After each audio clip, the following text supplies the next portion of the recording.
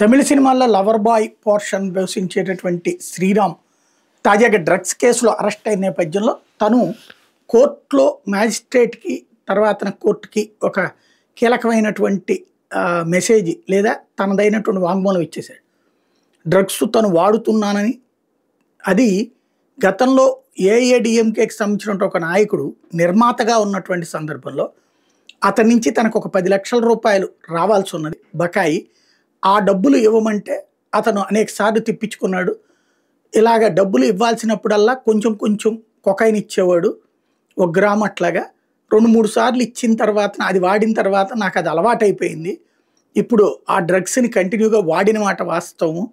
కాకపోతే విషయం తప్పనేటటువంటిది తెలిసింది కాబట్టి తనకి కొంత ఇబ్బందులు ఉన్నాయి కాబట్టి బెయిల్ ఇవ్వమని కోరితే కోర్టు అందుకు నిరాకరించింది. ఏదైతే తన కుమారుడికి సంబంధించి అంటే తన కొడుకున్నాడని అతన్ని చూసుకోవడం కోసం బెయిల్ ఇవ్వమంటే నిరాకరించింది న్యాయస్థానం. తనని రిమాండ్కి పంపించింది.